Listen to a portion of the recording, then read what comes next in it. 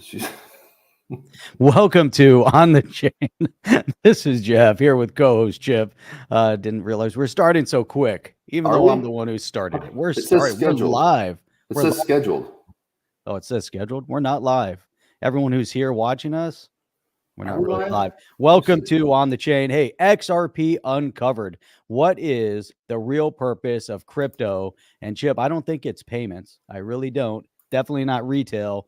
When we get this thing started, we're going to talk a little bit about that.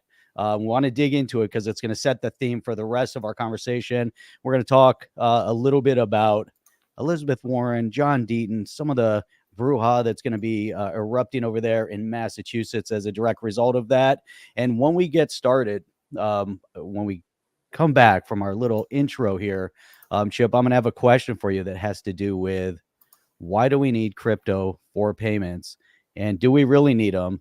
And we have a brief clip from Frank Abagnale, and he's going to talk about something that's going to set the rest of the tone for today's conversation. It's all going to filter into one another, centralized versus decentralized. And why in the world are we using XRP or any other digital asset for retail payments? Makes no sense. Makes no sense. So if you're ready to kick this thing off, I'm ready. how about if we get going? Welcome to On the Chain. Welcome to On the Chain, everybody. Chip. How exciting is this that we're It is actually exciting. We're on live. the chain. We are live. It's On good the to be chain. back. Good to Not be off back. the chain.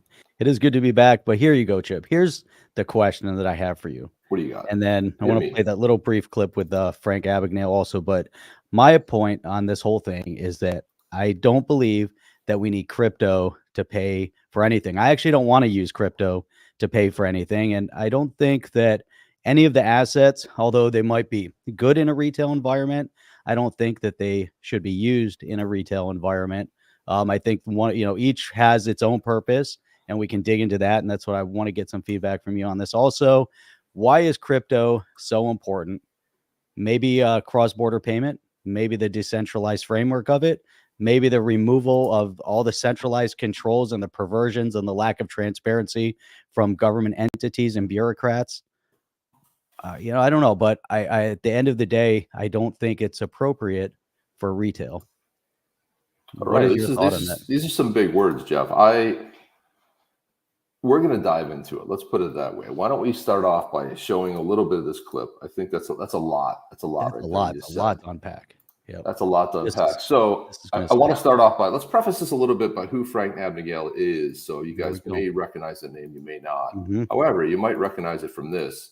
Frank Abagnale was the one that was depicted a little bit loosely, but he was depicted in the movie Catch Me If You Can, that's starring Leonardo DiCaprio and Tom Hanks.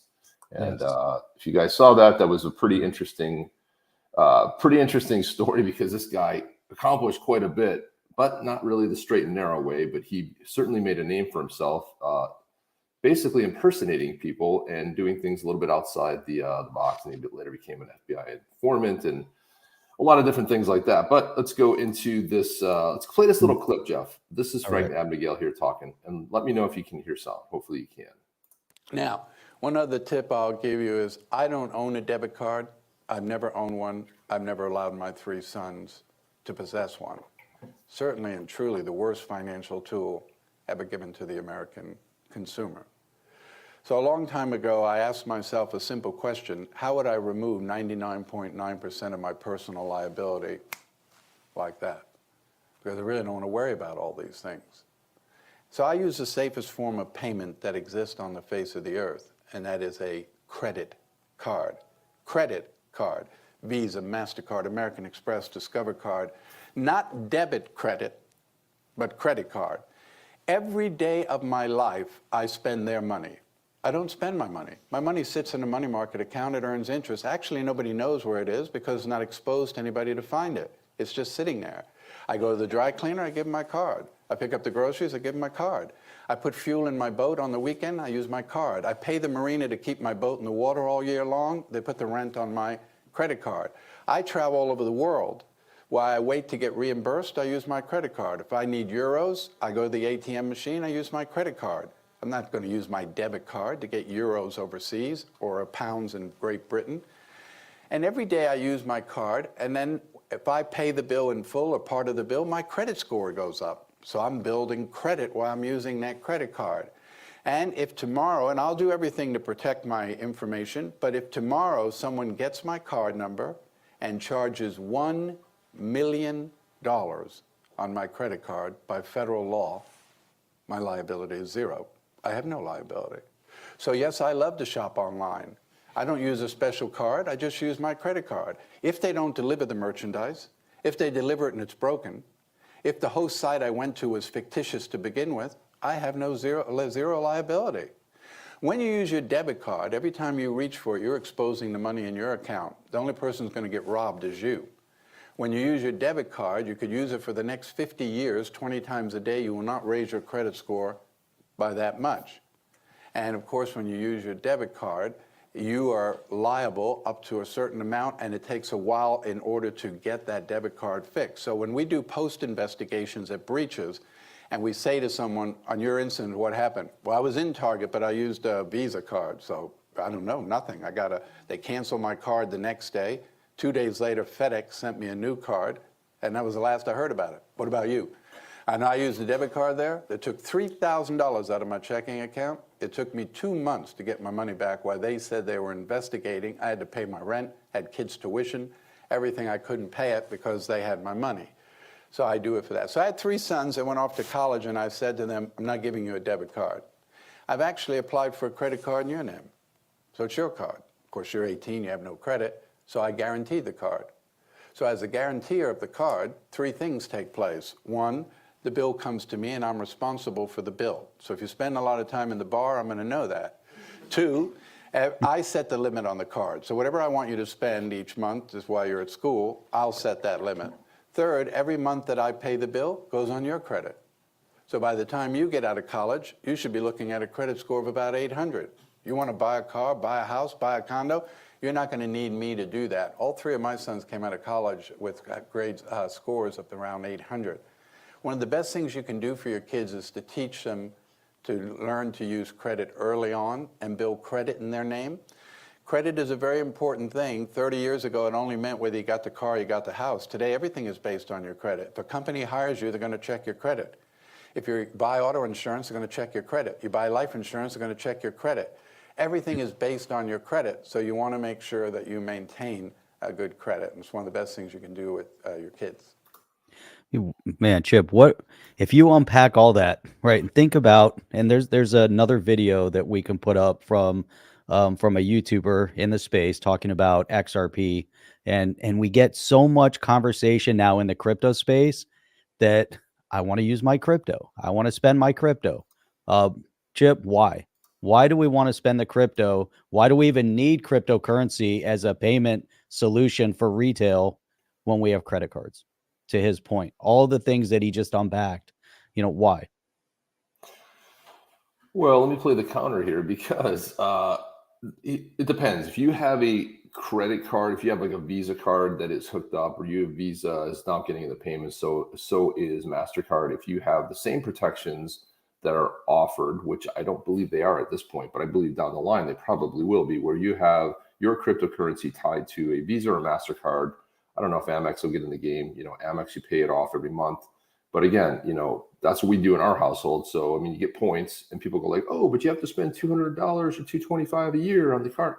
Yeah, but the protections you get, you book a flight, you get guaranteed like $25,000. If something happens, you get, and I don't quote me on that, but you have all these protections that are built into it. And also you get the points, which more or less more than cover what the actual cost of the card is. They want you to use the card, right?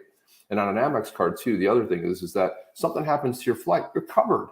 Aside from what the the flight, whatever airline you're flying. So there are the built-in protections part I get, and I do think that at some point it will come to crypto. But if you were using a regular card that was tied to your crypto account, if that card gets compromised, what happens? Do you have any protections built in? So the protection part is what is really lacking in that space. So I get that part of it, Jeff. I mean, I totally understand that. But there's also going to come a time too where You know, if you go to El Salvador, there's a couple of towns you can go to and you carry your phone. A buddy of mine's going there. I said, I want some video. I want to see what's actually going on down there. But you go buy something, they scan your phone.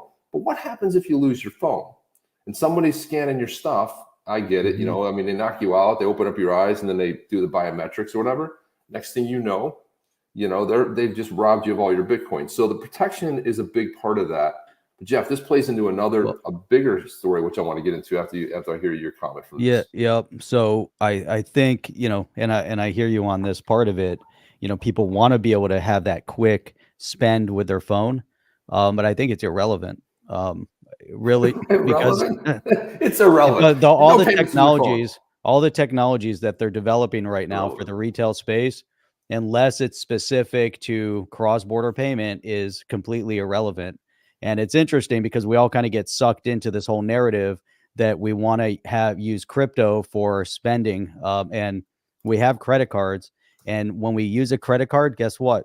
It's instant. The person doesn't get compensated instantly. So from the behind the scenes, the infrastructure that helps compensate or move money, and how fast can you settle payments on the back end within the banking infrastructure, that part could be very important, especially from a B2B perspective.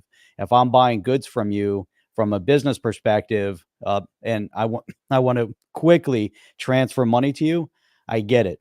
From a retail perspective, if I go into Best Buy to buy a TV, I don't want to use my cryptocurrency. If I'm going to El Salvador to go shopping, I'm going to bring my American Express. And if they don't take American Express, I'm going to bring my Visa, and it's going to have zero connection back to my checking account. I might bring US dollars, but as long as you have the credit card, and if you do get robbed and you do lose those, you call American Express and you say, here's my situation. And they're going to fix that situation almost instantly. And they'll find a solution to it. And like you said, they can overnight your credit card.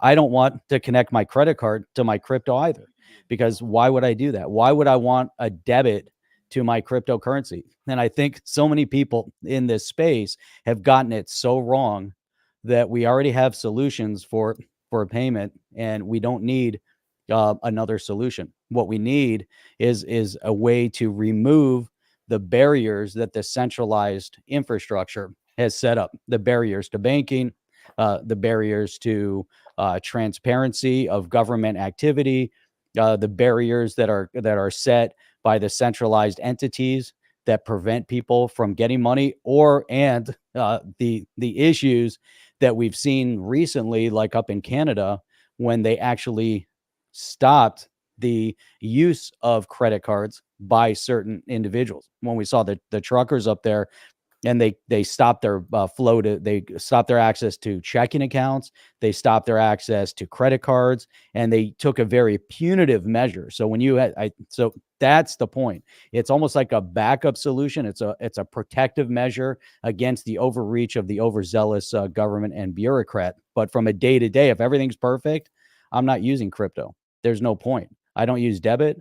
I'm not going to use cryptocurrency. I think, that's the point. I think Frank Abagnale had a great point on that. What's that? Do you have a debit card? Yeah. Yeah, of course. Everybody has a debit card. It's just like, do you have it? I just don't use it, man. Well, no, everybody has a debit card because that's your, it's your ATM card. That's how you get money if you're going to take money out of the bank. And really, maybe the transaction is going a little bit too, if you want to use cash, go, use cash. I don't like the narrative that we're moving in this direction of digital currency, and we're allowing and we're giving and creating the narrative that the centralized entities are going to take over, because the majority of the world doesn't understand the digitization aspect. I don't mind using cash for things, but if you're going to use a credit card, be extremely responsible with that credit card, and make sure that you pay it off every single month. And use it. And like Frank Abagnale was saying on that clip, you're removing 99.9% of all liability, and you're completely protected in that environment, in that space. And you're also extending, your purchase power, over a period of time. Don't overdo it. What the trap that people fall into with credit cards is that they overspend. They'll spend more on the credit card because it acts like free money to them. So they're using it like free money, which it isn't. It just gives you that barrier, it gives you that buffer, it gives you that protection. Use it as though it's cash. Have the cash in your account, stay liquid until you have to pay at the end of the month, and then make sure you cover that payment. And I think that's kind of what he was resonating, what he was saying. Like you said, if you lose your phone and someone gets access to your phone, they'll wipe out your entire crypto account, and then that's it. That's why you don't carry. That's why you don't put your exchange apps on your.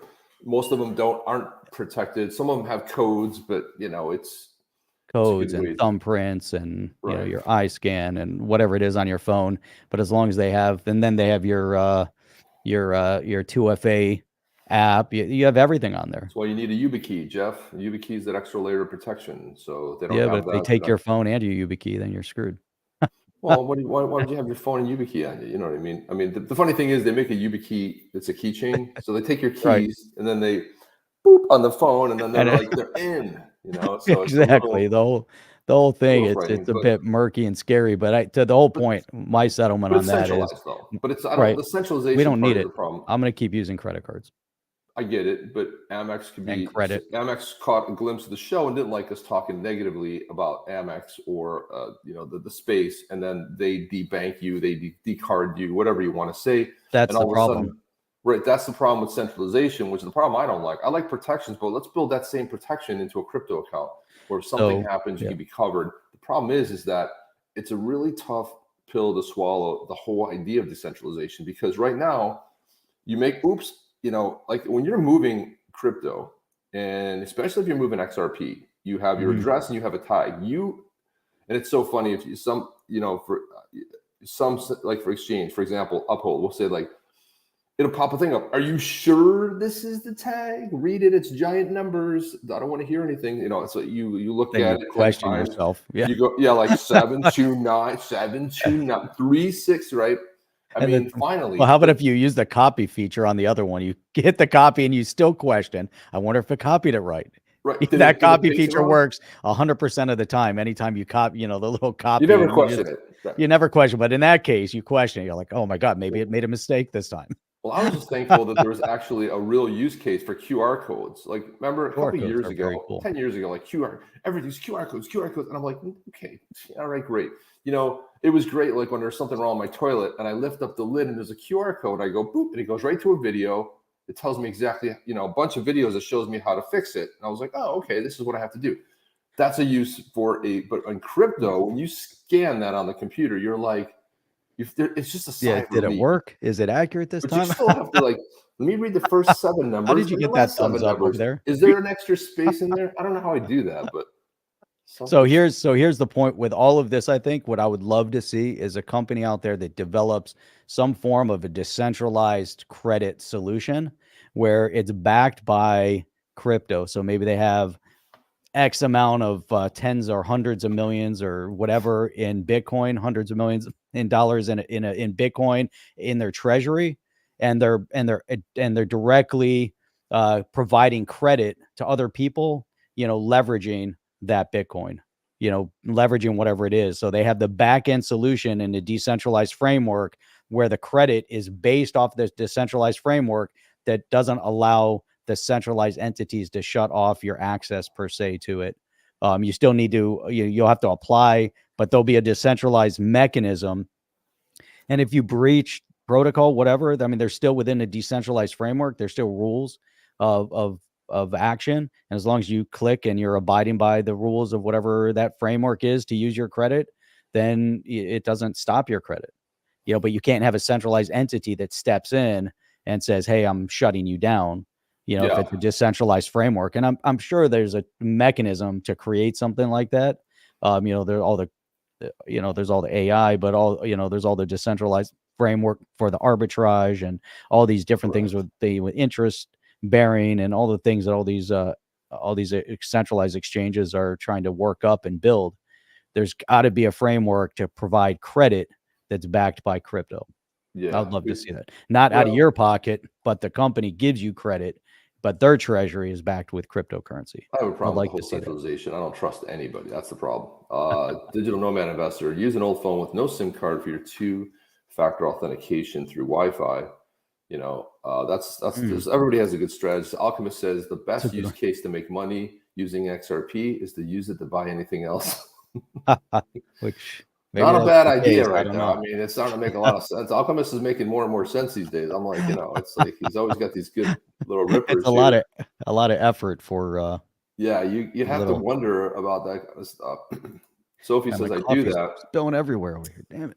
but because I can't move authenticator to my new phone. Yeah, well, the thing is, when you move to a new phone, you have to you can move it if you have access to your old phone. Never give up your old phone. I don't care Right. if you're raised. I've never given up my old phone. By the way, I have the first No. iPhone. And Jeff, I waited in line for 4 hours, and I was and about 3 people. I was like one of those nut jobs that waited in line, and they're like, they in the office, they're like, "You're going to get the iPhone tomorrow." I'm like, "Yeah, I'll be in late." Yeah. So it's like, Dude, and I waited. And I still have this phone. Can you believe I dropped it and it broke? Yeah. Well, at Sorry. least you have. Is that a Nokia? Yeah, this is the Nokia. I have all my Blackberries too, but it fell off the desk yesterday, and Yeah, it's I so can't funny find about the other BlackBerry. piece. God, did I hate that? Oh my God, let's not get in that conversation again. But I do have the first iPhone. It does have like a weird, like, I don't know, it has like a marker line or something. Maybe one of the kids when they I don't know, but they're writing. well, I think about the first iPhone. Like I remember when I turned it on, I'm like, oh my God, it looks so bright. It's so crystal clear. I mean, well, yeah, it's a screen. Come on, let's not get too excited. But it Do you didn't still do have anything. it? Wait, do you still have it? I mean, do. does it still work? Have you fired it up? I haven't fired it up, but I will do that. I'll have to do that. I'll have to fire it up.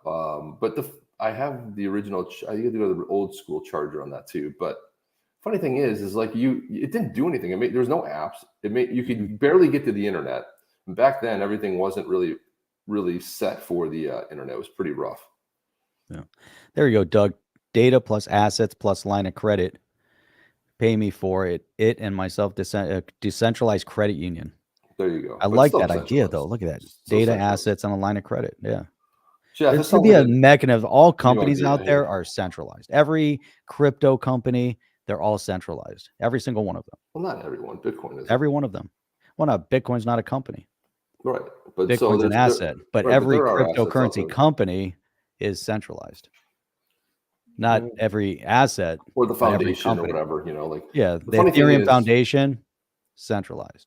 Well, XLM. What do they call it? What's the Is it the XLM Foundation or Stellar Foundation? Stellar? So Foundation. Stellar just came out with smart contracts. Yep. Meanwhile, Ripple's still thinking about it. Like, we're gonna think about it. We're 12 years in, but I don't know. We'll think about it. I'm like, if you couldn't be Ethereum more hasn't been late to a successful, party Chip. to Yeah. basically shoot down the Hooks Amendment. The problem with the Hooks Amendment was it was a dumb name. Okay.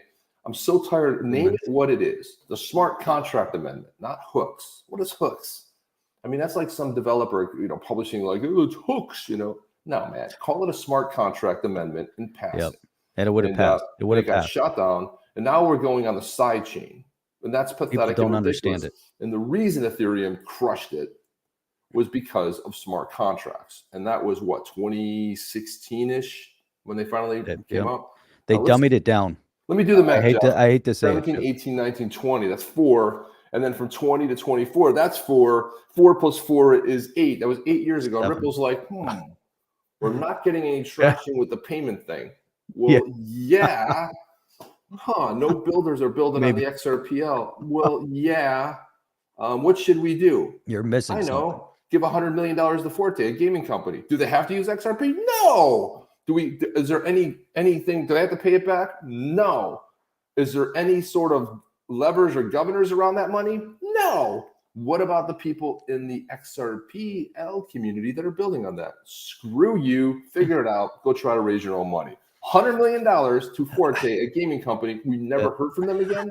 We never heard about the money. They didn't have to use XRP. Nothing. This was a scam button. Now you give $100 million to 100 people in the space. You give them $1 million. What about Panos' project? Give him $1 million. Give him $10 million. Forget about $1 million. Give him 10. What give about 10 million to 10 people, Yep. and one person's going to be a unicorn, and then you crush it. Exactly. And then rinse and repeat. Sorry, Imagine how many unicorns we'd have by that point with all the money sitting there.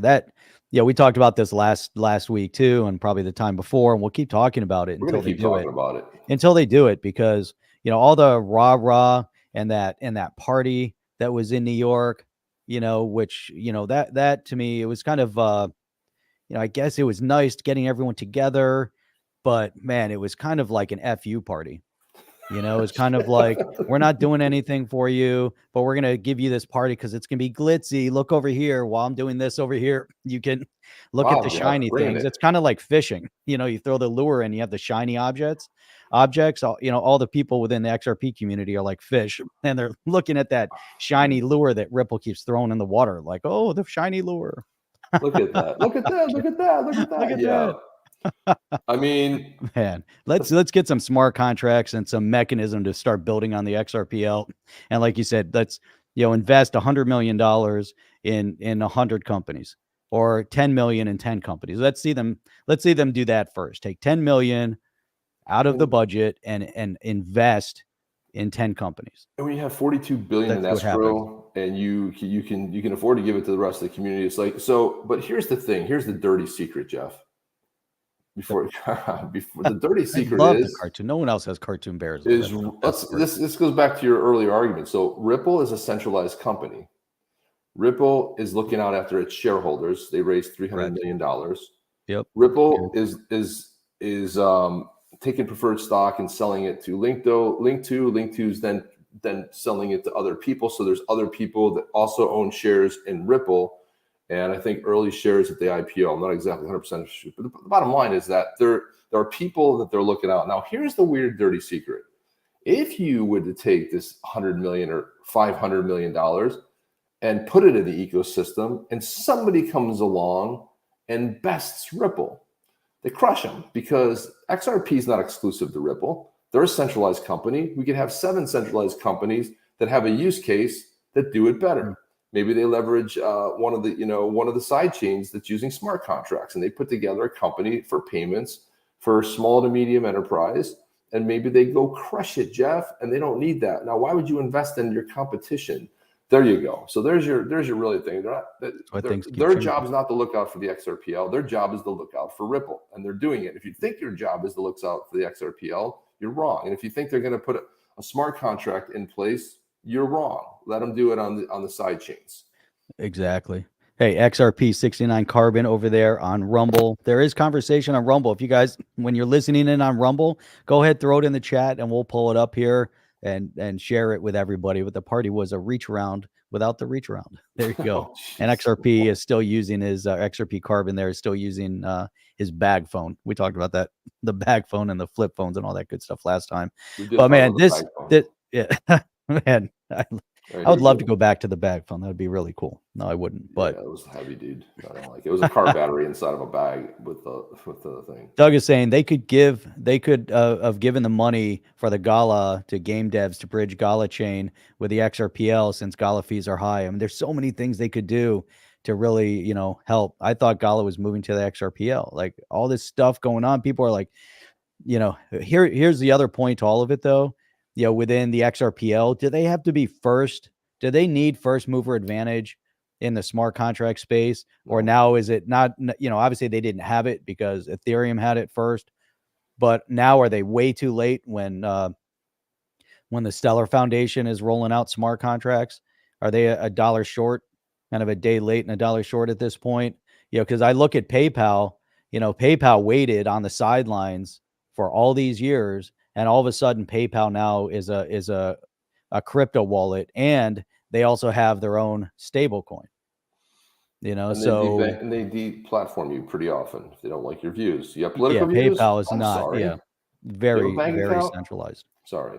So this is what we have to get. We have to get more on the decentralized side of it. And then if we play into the whole CBDC side, there's no reason for that. Money's pretty much digital right now. There's nothing that stops it from moving. But if you want to put rules and you want to govern people through that, and you want to shut them down because they're like, come on, Chip, that's never. I get in so many debates. I'm like, we don't need it. There's no. Well, what about moving the money? Well, guess what? The XRPL right now can move any fiat to any digital asset. It's not necessary. You can do it in 4 seconds. Not necessary. I want to bring up another topic here, Jeff. That's a good, solid point. Then it's cross-border payments and B2B. That's where it's needed the most. Nowhere else. So look at this. So Elizabeth Warren's been getting hammered by the XRP. Hey, this is your favorite senator. Yeah, I love to just rip on her, and Trump used to call her Pocahontas, and rightfully so, because she misappropriated, said she was a Native American, and she turned out to be 1/512th. Uh, that's disqualifies you to be a senator when you lie and you put on your. I downloaded the application form that said she wrote American Indian on there. I'm Native, and she's 1/512 or 520. I mean, what? That's nothing. That's a drop in a bucket. That's like if you got an ocean and you throw a drop in there. It's so sad. ridiculous. It's just so sad. It's So just look sad. at this. I know it's hitting her here. So Walmart's deal with Vizio is a warning bell. No, why, Jeff? What? Giant corporations are copying Amazon's playbook. Buy or kill competitors in commerce, entertainment, and advertising. Regulators should scrutinize whether this merger will extend Walmart's dominance and threaten competition. What? Really? So I said, well, hey, that's weird because the acquisition of Vizio in 2016 by Lieko, a Chinese company, no concerns around that. But yet you take issue when an American company like Walmart seeks to acquire Vizio. Now, by the way, that Vizio merger by Lieko fell through. But I'm just saying, I looked up everything I could possibly find on any opposition to Vizio getting acquired by a Chinese company. Zero. Zero. And she's worried about Walmart, one of the most successful companies, one of the Walton family, one of the most successful families in America. They grew this thing from nothing. They didn't have outside money. It just grew. And you can say what you want about Walmart, but if you sell a product and you get it in Walmart, cha-ching, you hit payday. Yeah, sure, they'll crush you on the price and what they're going to pay you and everything else, but you get instant success if your product is on display in Walmart. And a lot of times, it may not last for long, but so what? And she's crushing an American company. Why is it a warning bell? Because of the Amazon playbook. Well, there you go, Jeff. The Amazon playbook is one of the best playbooks because a guy named by the Jeff Bezos who said, I'm going to do an online bookstore. And they said, you're effing crazy, dude. Yeah, No one's going to buy these stupid books. You're an idiot. You're sitting in your little desk with the thing that says Amazon and you're a jerk. Now, I remember following this guy early. I go, man, I would definitely buy a book online. Well, this is what you call pivoting. Does anybody think of Amazon as an online bookstore? Any book you want is there, but do you ever think of it that? This is a man who is brilliant and deserves to be where he's at because he was the only one that thought it to be possible. And you know what else Amazon did? They built an infrastructure. And their infrastructure was so incredible that they started selling it to other people. And almost every company, any major company or corporation runs on Amazon. They're number one.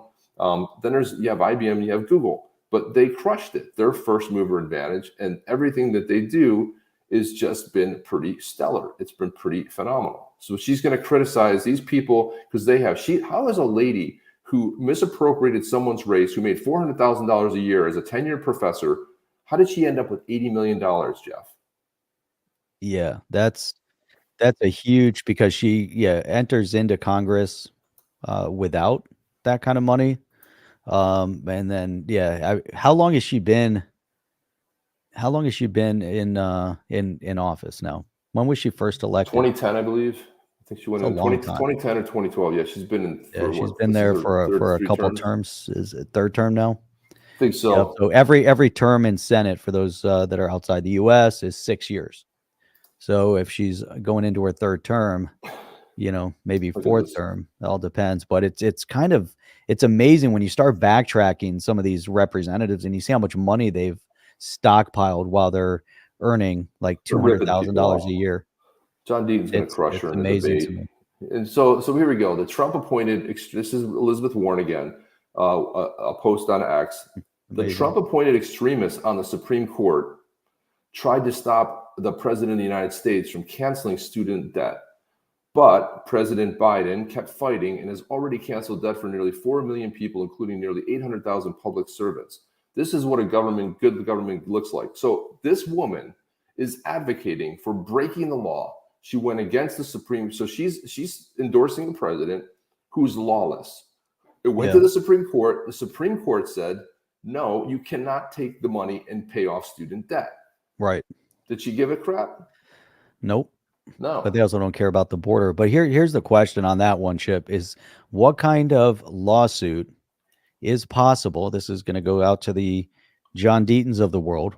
What kind of lawsuit is possible against the government at this point based on what they're doing for all those during the same period of time and beyond that paid cash for their tuition, that worked hard and paid cash for the years they want. Not, they didn't take out loans, because the student debt is based on taking out a loan to go to school. So they're going to forgive that loan. Essentially, those individuals are now tuition free.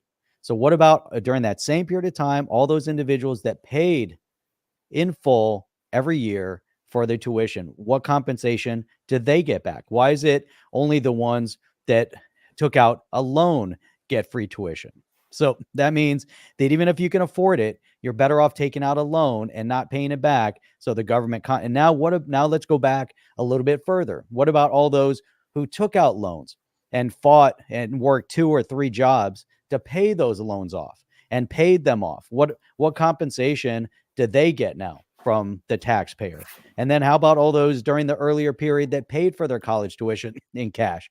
I feel slighted. These are my tax dollars going to pay for people's student debt. Now, the bigger question with all this, which is what these people typically do, just like all the lies and distortions and mistruths they've told on cryptocurrency, the biggest lie here with the whole student debt thing is that the cost of tuition has increased exponentially by the universities. The universities keep upping the cost of tuition year over year over year. The product isn't any more expensive to produce, but the cost to acquire that product is more expensive. What is the product? Regurgitated information. Not even necessarily knowledge, because many of the professors don't even have the knowledge to speak on the topics they're speaking on, but they're regurgitating information. You're then paying top dollar for the information they're regurgitating, because at the end of your term in school, you're paying top dollar for a piece of paper that's called a degree. And then you go and get an advanced degree. You go to advanced school and you go back and listen to the professors regurgitating information to you that you're going to pay top dollar for. How did the cost of that information go up? It used to be you could get a top school, go to like a Syracuse University or something like that, and you'd pay $18,000 a year. Now, I don't know what it is, but it's probably $40,000 or $50,000 a year. How did it double in cost when the professors are still regurgitating the exact same information? So what this whole thing is with the canceling of the debt is a way to transfer money from the taxpayer, from the government, and put it back into the coffers of the universities that are regurgitating and brainwashing bad information, and they're supporting the doctrine. So it's a movement of money from the government to the universities to thank them, to compensate them for the regurgitation of bad information. And that's the cycle. And that's why they want to pay off the debt, because they're moving money into the coffers of these universities. Because otherwise, if they told the universities, hey, look, we're not going to back up those loans. That's the other thing. It's the only loan that can't be discharged in a bankruptcy is the loan you take for, and the schools know that. But if the schools thought, hey, that could be discharged in a bankruptcy, and the government's going to be like, well, I'm not going to give you $100,000. You're a kid that's 18 years old. I'm not giving you $100,000. I'm going to give you $40,000. And every other student, is going to get $40,000 instead of $100,000. You know what the university is going to do? They're going to be like, shit, we can't get $100,000. We can only get 40. Guess what? The cost of tuition is now 40,000 and not 100,000. It's such a bad predicament that we're in, and it's going to get worse. The cost of education is going to keep going up. The type of information that we're getting out of these universities is going to keep going down, and it's a bad cycle. And she and the rest of her team is responsible for everything that is bad that's happening in that cycle. And that's it. People need to wake up and realize that, then that cycle has to be broken. So it's not that people can't afford to pay back their debt. It's that the universities are overcharging for the product that they're disseminating. Look, Jeff, that's brilliant. You're full beast mode today. I love it. This is Jeff, full beast mode. Jeff is going crazy today, and this is exactly what we like to do. You're gonna get our full, opinions on this stuff. We're not gonna sugarcoat it. I wanted to say the other thing about Warren, when she was making $400,000 for a few credit hours, she never complains about how incredibly inexpensive university is for parents to send their kids there. Now, I have an older daughter, went through, I have another daughter in college right now, and guess who paid that?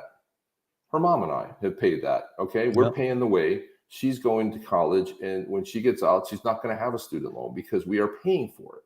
Now, Right. why is it that? How do you get your money back? Yeah, well, I don't know. And the funny part about it is, my wife has a student loan. Her loan didn't get paid off. You know, it's like, where are these people that you paid off? And if you're able to print money, I saw Lisa Lopek put up a really good post. I couldn't find it, but she put up a loan. She said, if you can print money out of thin air, why can't you print money and give it to the citizens, right? Why do we pay taxes? You know, Right. I think her comment was, why do we pay taxes? We can just print it out of thin air. What's the point? Mm-hmm. And I said, well, why don't we just, instead of giving it to countries that hate us and want to kill us, well, why don't we give it to the citizenry? I mean, you're getting to a point where these people are enriching themselves, which is why decentralization is such a threat to politicians, because we don't need you to represent us anymore. Everyone's calling for this and that. I call for a convention of states. Let's retool it. Let's get back to basics, and let's stop the nonsense. The founders were brilliant in trying to anticipate every way that the things could go off the rails. They did a phenomenal job, but now it's time to tighten that ship up a little bit, call for a convention of states, and then just retool everything. I said, let me translate her video. I'm Elizabeth Warren, a member of the Democrat Party. Despite the Supreme Court's decision against student debt cancellation, we operate outside of legal boundaries, prioritizing our liberal agenda. Our strategy includes providing freebies to secure votes. Now, in an election year, they promised this stuff 3 years ago, but now, well, it's vote time. Let's see how many freebies we can give away. Unfortunately, things are so bad that that's not even going to help, because even with the student loan paid off, they can't buy groceries. They can't, these people in their 20s and 30s. How about medical school? When my daughter wanted to be a doctor, and she decided to go a little bit away from that, one of the things that every doctor told her, she basically shadowed 5 or 6 doctors. Everyone said, do not become a doctor, be it RN, be a PA. Don't do it. You'll be saddled with debt. By the time you start making money, you'll be in your mid-40s by the time you pay that off. Now, the people that are actually providing real services that have hundreds of thousands of dollars in debt, the doctors, the rich people, well, they don't start actually making money till they're like mid-40s if they do pay off their student loans. If they end up, it's a racket. And so it's harder and harder. And Jeff, they violated the Supreme Court. Well, we only like the laws we like. I mean, this is a woman who, this is how completely insane she is. She thinks it's great that they didn't like Trump appointed judges. So screw them, screw their decision. We're going to go with what we like. This is not how constitutional republic operates. This is not how you govern. You either observe rules or you don't, Jeff. I mean, it's ridiculous. I wanted to put this one up. That's a good point. And just then, what do we think, they're going to do with cryptocurrency?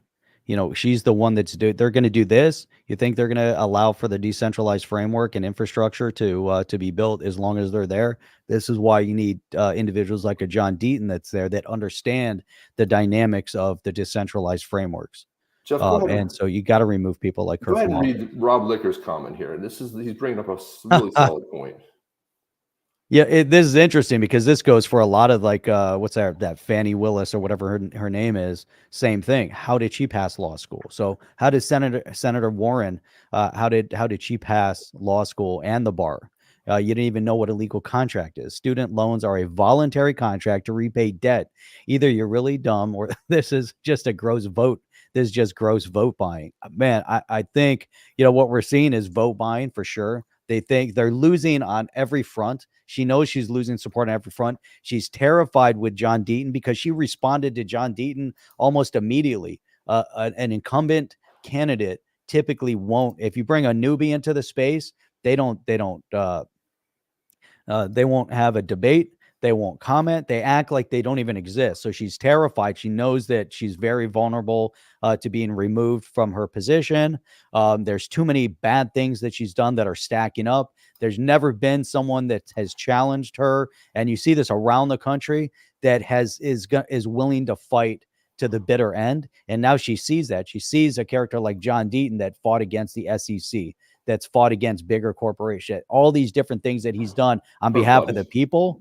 And she hasn't done anything on behalf of the people. To your point, even getting paid $400,000 at an educational institution, everyone should be ashamed of themselves for even giving $1 to that institution to allow them to pay a professor that kind of money. It's horrible. It's discouraging that, you're then on your dime, you're going to pay $100,000 a year in tuition so she can make 400,000. She should be making, a lot less.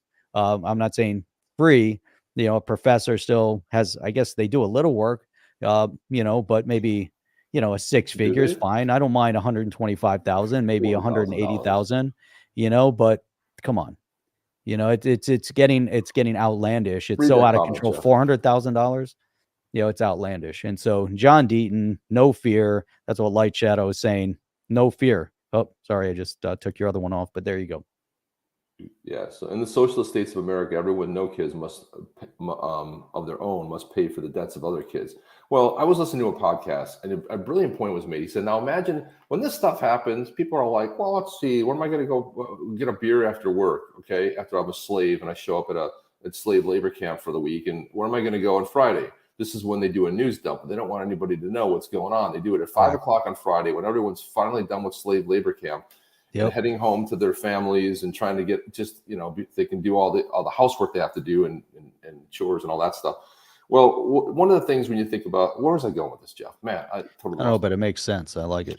I had a good point there. I was like, I completely lost where I was going with that. I had something good I wanted to say, but it'll probably come back to me. I don't know. That happens sometimes when you're dealing with this. I got so angry about the slave labor camp, Jeff. Well, I like it. They're doing a data dump, where the data dump. Yeah, the data dump. The laws or whatever information they want to give. That's kind of the track you're on. Is they're going to give you whatever they don't want you to know. They do the dump on a Friday. So the reason we're pointing out Elizabeth Warren is because John Deaton is running for Senate, and John Deaton is going to beat this miserable do nothing. And I've seen the shills on Boston, television talking about they get two shills on there. Crypto Eddie tweeted about it.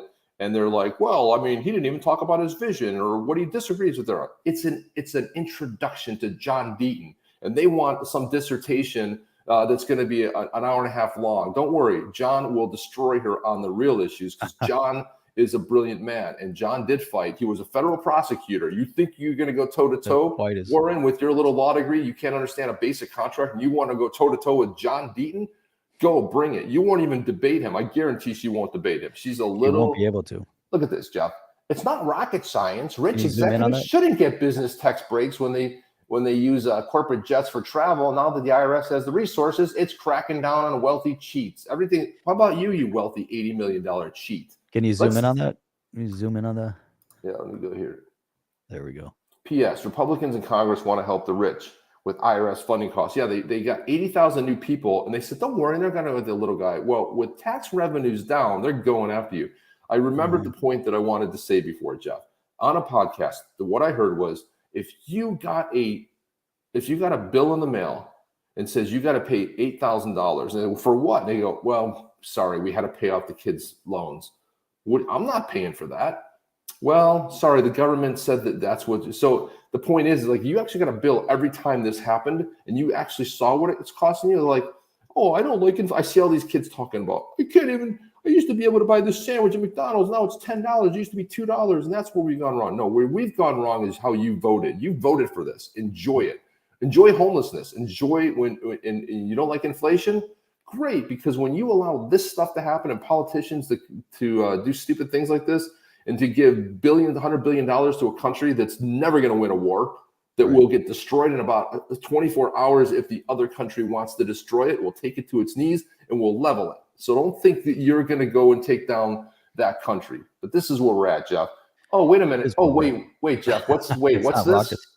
How about, is this you? Oh, look at this. Now watch this, Jeff. She's getting off a private plane. Now watch when she sees the cameras are there. She gets behind her assistant.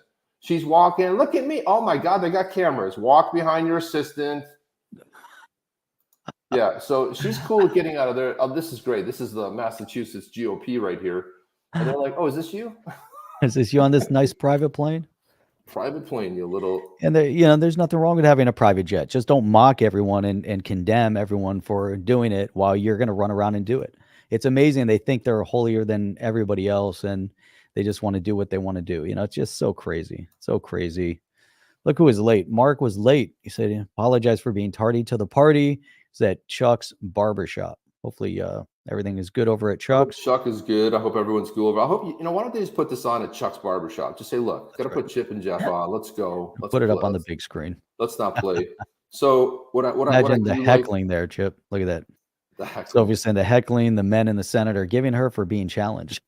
That's right. So let's look at this. So on the claimant report, this is your mom. So like, here we go. This is on the claimant report, and so John Deaton getting some national promotion here. The Democratic senator from Massachusetts, Elizabeth Warren, apparently, according to reports, our own Charlie Gasparino, frantically rallying her donor base to help her ward off a new GOP challenger for. Now, what's interesting about this, Jeff, you look at her normal posts on X. As soon as John Deaton announced, she's like, well, we're doing this, we're saving this, and we're doing this, and these great people, and this and that, and we're getting student loan payoffs, and she's with Ilhan Omar, which is a complete embarrassment to this country. Should be just shipped out, gone tomorrow. She but should anyway, be gone. She should be have her citizenship revoked. That's a whole other story. Based on everything she's doing. Yeah, it's beyond treason. So here we go. For her Senate seat. Charlie, who's got her worried? His name is John Deaton. He has been on this show with you many times. Oh, yeah. You didn't tell me about my collar. Sorry. In any event, you have to dress me too. I know, garanimals. By the way, I should point out my producer, Ellie Terrett's been doing amazing work on this. This is her reporting for the most part. So what I like about Charlie is he always gives credit to Yep. Ellie Terrett, who is doing nice. an amazing job. She came into the space and she became one of the leading voices. And what podcast did she appear on first, Jeff? I don't remember, right. but it might have been right here. Right here on the chain. And she talked about that in a space that I was on her with. And she was like, yeah, you guys had me on. And I said, look, you've blown up. You deserve all the notoriety. And I see her going on to great things. I could see her doing her own, having her own show and whatever she's going to do, she's going to go on to great things. But I love that Charlie always credits her with the work that she's done. And she actually penned with Charlie one of the seminal pieces on the Ripple case, laid it all out in a giant article. It was 2021, but it was beautifully done. Oh, look at that. Check that out. Eleanor Terrett. XRP Ripple with special guest Eleanor Terrett, Fox Business. Look Jeff, at that. Quick on that. Look at you. That was fast. So if you guys ever want to see what we do and what we put together on the podcast, and you're like, oh, I can't search it up on YouTube, just go to onthechain.io. Go to onthechain.io. You can click on podcast, right? Or you can click on interviews, and you can just search it up right over here, and you can do a search and you'll find, so all of a sudden I'm like, I wonder, let's see, look at all that stuff. It's just instant. Let's say you wanted to look at like a Tom Emmer interview, and you're like, oh my God, let's see if oh, look at that. All these different things, with Tom Emmer, talking about Tom Emmer. It's just really, really cool. But go to onthechain.io. Then you guys can subscribe. You don't have to pay for it. You can do the free subscription. You can pay too, but if you can do the free subscription, you're still going to get the emails and get everything, which is really awesome. Go to the homepage. I'm going to instruct everybody to do this now. Go to the homepage for a second. Look at that. Go to the bottom. Go to the bottom go, guys. Nope. So there's right there. So right there. we don't spam. We hate spam. So what you do is you put your name and your email. You can make up a name. I don't care.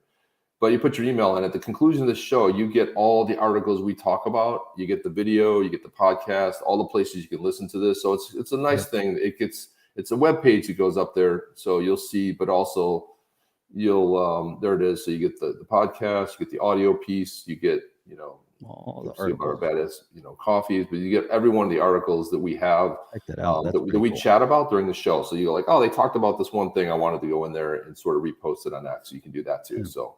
Or they were talking about something. I wanted to see that. So there you go. That's really sweet. Yeah, that's really cool. Glad we did that. It's pretty sweet. Glad we did that. Yeah. So guys, go ahead and sign up for that. Let's finish watching the rest of this. And she's been following this campaign. Now, she came to me and says, our John Deaton, this crypto attorney, he's the guy that's behind the Ripple. He was for the Ripple the XRP holders. He was their He was essentially one of their top lawyers in fighting back the SEC assault on Ripple and XRP. She says he's got a chance. I didn't believe it. And then all of a sudden, she starts reporting about, this is really interesting, Liz. Elizabeth Warren, like one of the top senators in the country. Ensconced. Is sending all these emails out, frantically looking to raise money, calling him a MAGA GOPer that's backed up by Wall Street. I mean, it's so over the top. It's also so wrong. He's not. Well, he's not MAGA at all. He doesn't support. Well, Charlie is a never Trumper, okay? So you got to understand it. And I like Charlie, but he's a never Trumper, and he's a Mitt Romney Republican, okay? Yeah. Tells you everything you need to know right there, okay? So listen to what he goes on to say. First of all, I had to go ahead and post what MAGA means because people are a little bit dense out there. They're not 100% sure. Yeah, but we can put it up here too, what it means, but maybe after. Either, I mean, he's essentially a moderate Republican.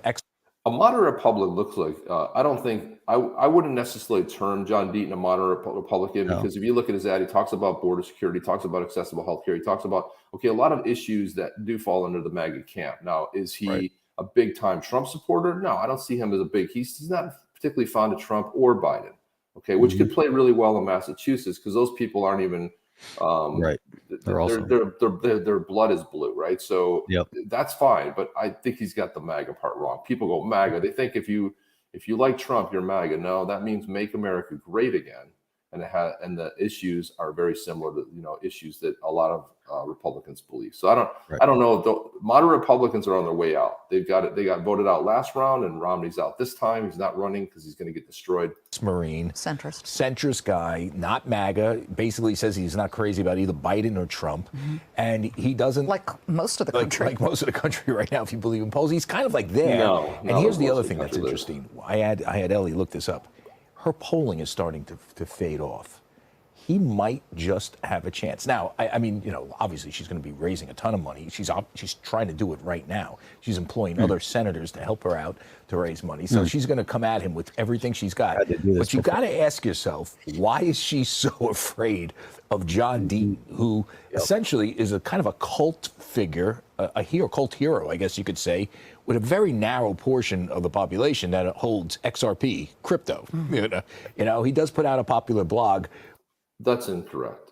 He's very popular because he changed cryptocurrency for everybody. And all the people that loved ETH and all the Bitcoiners, when it came down to the rail, they said, if this goes the other way, they're coming after us next. So, like Trump always says, they're after me, but they're after you, but I'm just in the way. Well, guess what? XRP, if that had gone the other way, now, I mean, that ruling really, so if John Deaton doesn't get the full endorsement of anybody, I don't care what digital asset you hold. You're a Bitcoiner, great. You're into ETH, fantastic. Support John Deaton because he believes in the digital assets. He holds, Bitcoin, ETH, and XRP as well as other ones. He's a man that cares about decentralization. And I don't care what other issue you endorse him on. That's the only one that really kind of matters because that matters to almost everybody. Yep. And Alchemist is spot on there. Deaton is a crypto hero. Absolutely. And that's it. And that's really key. And that's where, Gasparino's kind of undermining that part of it here with what he said is that they're, coast to coast. People are going to look up and they know Deaton coast to coast. It's not just XRP, it's other assets and, what Deaton was able to accomplish. You've got, the big crypto exchanges. There's a lot going on. So if you think that, what's going on with Coinbase and Kraken and all those other big exchanges, and you have Jesse Powell and you have Brian Armstrong and you have all these big players in the crypto space, you don't think they're paying attention to what's going on in Massachusetts? Is Charlie, not realizing, the power of the crypto space at large, because all of these exchanges, Gemini, another one, the SEC has gone after every single one of them. They become, overzealous in their approach. And Gary Gensler is backed by Elizabeth Warren, and Elizabeth Warren buddies with Gary Gensler, and she's been the one that's been the most outspoken against cryptocurrency in the Senate. So if she's the one that's the most outspoken, we don't think that all these major players are going to coalesce together and say, you know what, we got to get rid of her. Look at John Deaton. He fought for the crypto space, and he's going to continue to fight for the crypto space. And in replacing her, the most outspoken against in the Senate, he'll become the most spoken in favor of cryptocurrency and the space at large in the Senate when he wins. So that'll be the distinction. We go into 2025,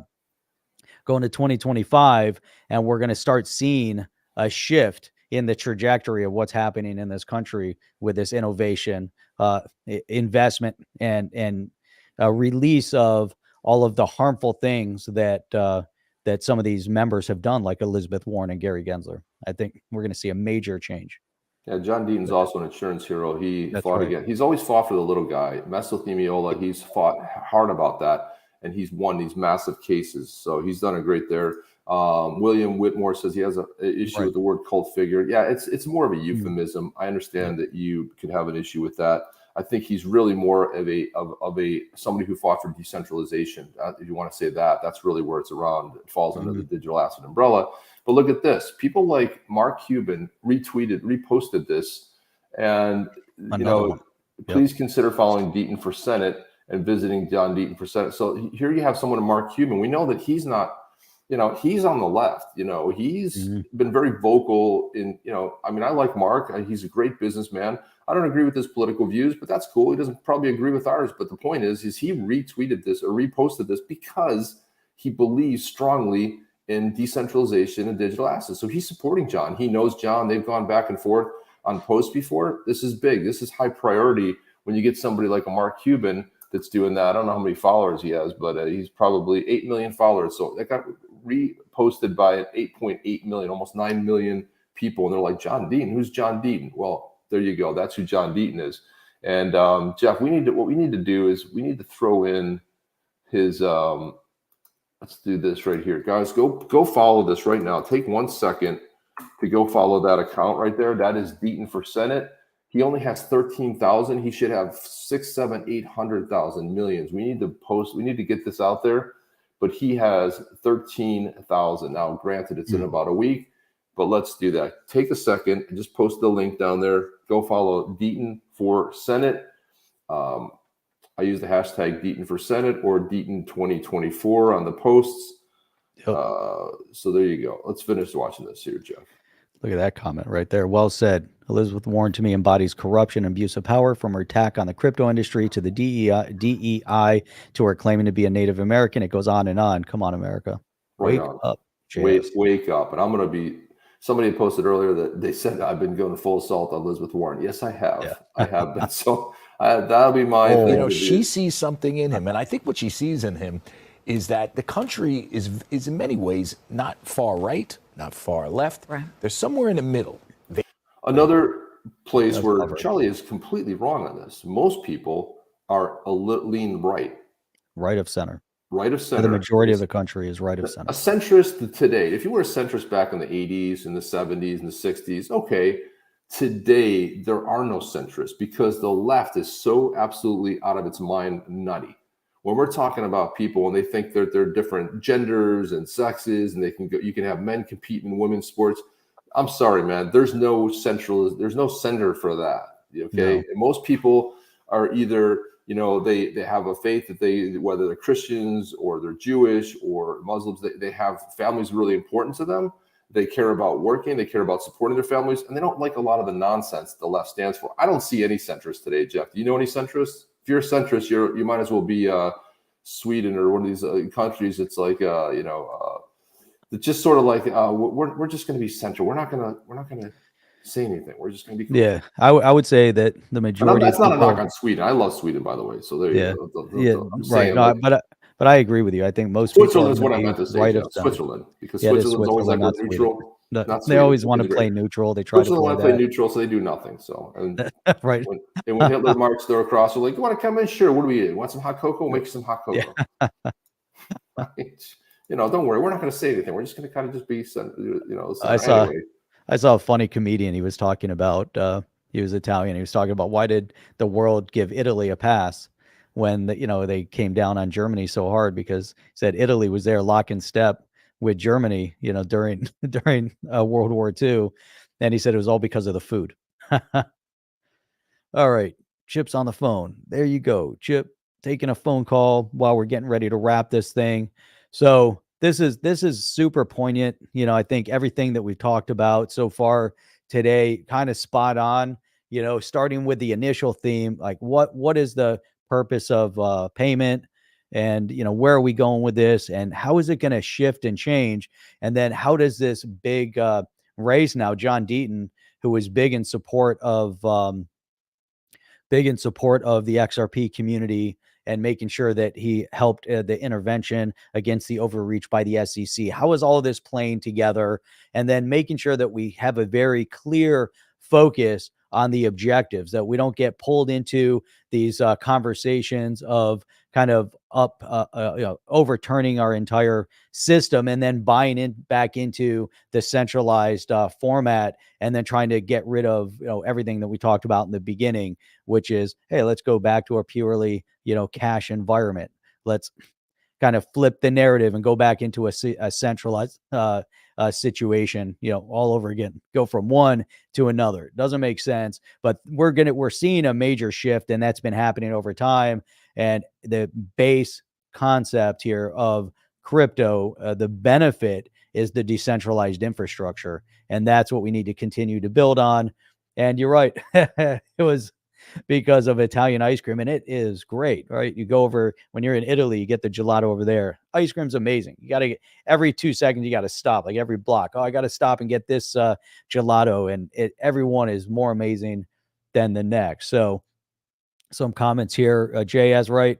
JS used to be right, used to be left of center, but I have more in common with strict Mormons than whatever's going on the left. I think most people were kind of in that middle spot, overall, but I think, typically it's all a little bit that right of center. And you could kind of dig in. That would be a more in-depth conversation to show and point. And I think everybody, fits in. Obviously there's people that are going to be more, but as an overall average, that's kind of how it sat. So, man, you guys were amazing today. We'll be back at it again tomorrow night, 8 p.m. Eastern Standard Time, with a lot more amazing content. I'm glad we had this opportunity with you guys to share our views, our opinions, and have a little bit of fun. You guys are amazing. It's you guys out there here in the On the Chain community that make it all possible, showing up and, being part of this. Love you guys for that. And go to onthechain.io, check that out, because when we wrap up, we put everything that we talked about over there into a nice, easy to see format. And when we post it, you also get a nice email. It's all packaged up real nicely. So that was awesome. I'm looking at some of the commentary here. Boom, on the chain from XRP Carbon over there on Rumble. And that is what we've got. Great to see everybody, and we'll have a great weekend. We'll check you guys out on the next one that happens to be tomorrow night, 8 p.m. Eastern Standard Time, because we do stream 3 days a week, right? That is Saturday morning, 8 a.m., Sunday evening at 8 p.m., and Wednesday evening at 8 p.m. Eastern Standard Time. So we will check you guys out on the next one. Jeff, Chip, I guess we're out. That's it. We'll check you guys out. Are you down with OTC? Please like, subscribe, and click the bell to be notified when the next video drops.